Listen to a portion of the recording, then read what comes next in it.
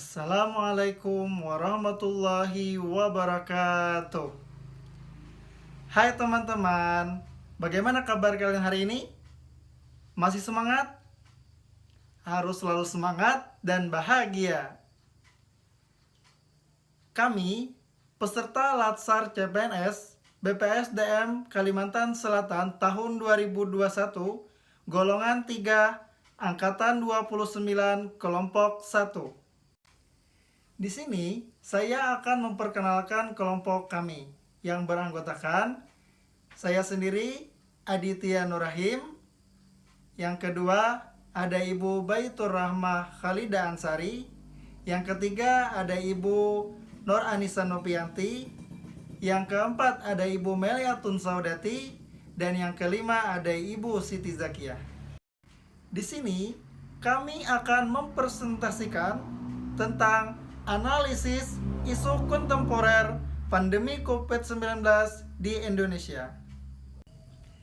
Yang melatar belakangi kami untuk membahas isu ini adalah kejadian munculnya pandemi virus corona atau COVID-19 yang mampu melumpuhkan semua aktivitas di lingkungan masyarakat yang dilakukan di luar rumah.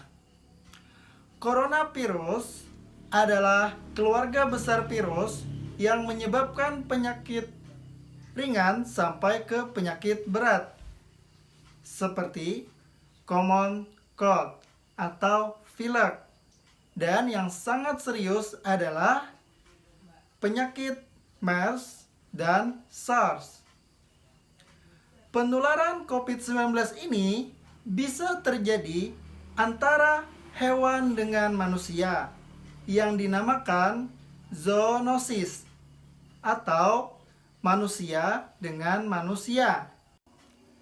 Masa pandemi COVID-19 ini tidak bisa dikendalikan secara cepat, sehingga perlu membutuhkan penata laksanaan yang benar-benar baik dari pemerintah ataupun masyarakat. Untuk mengidentifikasi isu, kami menggunakan metode pentahelix, di mana metode ini berfungsi untuk menganalisis isu yang ada sesuai topik. Kemudian kami menggunakan analisis APKL dan USG yang berfungsi untuk menentukan isu yang diprioritas. Kemudian kami menggunakan diagram fishbone yang berfungsi untuk menentukan sebab akibat dari isu tersebut. Dan yang terakhir, kami menggunakan tabel. Dengan tabel, kami dapat menentukan alternatif penyelesaian dari isu yang ada. Untuk menganalisis isu yang ada sesuai dengan topik, kami menggunakan metode pentahelix dengan mengangkat 5 isu kontemporer mengenai COVID-19. Yang pertama, masyarakat yang meragukan vaksin. Yang kedua, permasalahan pembelajaran daring pada saat pandemi COVID-19. Yang ketiga, maraknya pembuatan hasil rapid test palsu. Yang keempat, keefektifan PPKM dalam mengurangi penyebaran kasus COVID-19. Yang kelima, mudahnya WNA untuk memasuki wilayah Indonesia. Selanjutnya saya akan menyampaikan materi analisis APKL. APKL adalah metode yang digunakan untuk menguji kelayakan suatu isu. Di sini kamu menemukan 5 isu. Yang pertama, masyarakat yang meragukan vaksin atau anti vaksin. Yang kedua, permasalahan pembelajaran daring pada saat pandemi COVID-19. Yang ketiga, keefektifan PPKM dalam mengurangi penyebaran kasus COVID-19. Yang keempat, mudahnya warga negara asing memasuki wilayah Indonesia. Dan yang kelima, maraknya hasil rapid test palsu. Nah, dari kelima isu ini, ada 3 yang perlu ditinjau ulang kembali, sehingga kami menggunakan analisis OSG. Yang pertama, masyarakat yang meragukan vaksin atau anti vaksin. Urgensi 5, seriousness 5, growth 5, total 15. Yang kedua, permasalahan pembelajaran daring pada saat pandemi COVID-19. Urgensi 4, seriousness 4, growth 3, total 11. Yang ketiga, keefektifan PPKM dalam mengurangi penyebaran kasus COVID-19. Urgensi 3, seriousness 3, growth 2, total 8. Dari ketiga isu ini, ada satu yang paling prioritas, yaitu nomor 1. Di sini saya akan menjelaskan tentang diagram fishbone analisis isu COVID-19, yaitu tentang tingginya angka masyarakat anti vaksin. Ada 5 hal penting yang akan saya sampaikan satu persatu. Yang pertama tentang men atau dari segi manusia. Pemahaman masyarakat terhadap vaksin masih minim. Masyarakat belum mengetahui benar manfaat vaksin, padahal itu sangat bermanfaat untuk kekebalan tubuh. Keraguan masyarakat terhadap keamanan dan keberhasilan vaksin. Banyak orang yang setelah divaksin menjadi sakit, bahkan meninggal. Masyarakat beranggapan dirinya kebal dari COVID. Mereka merasa sehat sehingga tidak perlu divaksin. Yang kedua, mesin atau mesin. Minimnya fasilitas pendukung vaksin membuat mereka juga anti divaksin karena keterbatasan alat pembuat vaksin. Yang ketiga, metode. Minimnya kesosialisasi di Indonesia. Contohnya di pasar tradisional di Jakarta, saya mendapatkan artikel jakartakompas.com tanggal 3 bulan 8 tahun 2021. Di sana dipaparkan bahwa pedagang mengaku bahwa sosialisasi wajib vaksin itu sangat kurang. Keterjangkauan pelayanan vaksin belum merata. Banyak penduduk di daerah terpencil yang belum mendapatkan vaksin.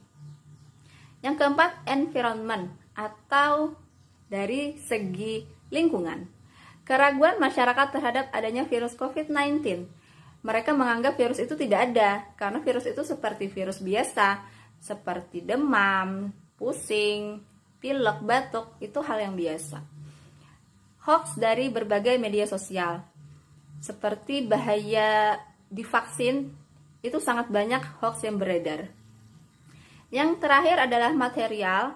Ketersediaan vaksin yang terbatas membuat mereka, masyarakat, menjadi mengurungkan niatnya untuk divaksin karena keterbatasan atau kuota vaksin itu terbatas atau habis. Produsen vaksin merupakan negara virus COVID berasal. Kita tahu bahwa ada salah satu vaksin itu dibuat oleh negara Cina, yaitu tadi negara virus COVID, sehingga mereka, masyarakat, meragukan kehalalannya. Itu saja yang dapat saya sampaikan. Selanjutnya akan disampaikan oleh Siti Zakiah. Selanjutnya adalah rekomendasi alternatif penyelesaian isu, di mana isu yang ada adalah masyarakat yang masih ragu untuk melakukan vaksin. Penyebabnya adalah kurangnya sosialisasi dan pemahaman tentang vaksin. Adapun alternatif penyelesaian yang kami sediakan adalah berupa yang pertama, memberikan pemahaman mengenai vaksin kepada masyarakat. Tahapan dari penyelesaian ini adalah yang pertama, mendata setiap masyarakat yang belum melaksanakan vaksin. Yang kedua, sosialisasi tentang pentingnya vaksin. Hal yang diharapkan dari tahapan dan alternatif penyelesaian ini adalah munculnya kesadaran masyarakat untuk mengikuti vaksin.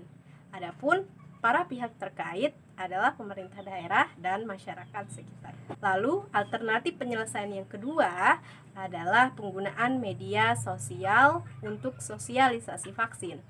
Adapun tahapannya, yang pertama adalah membuat konten yang menarik perhatian para pengguna media sosial. Yang kedua adalah mengupload konten di berbagai media sosial yang sering dikunjungi oleh masyarakat. Hal yang diharapkan dari hal ini adalah sosialisasi vaksin yang lebih cepat dan lebih luas. Adapun para pihak yang terkait adalah pemerintah daerah dan masyarakat. Demikianlah presentasi video dari kelompok kami angkatan 29. Wassalamualaikum warahmatullahi wabarakatuh.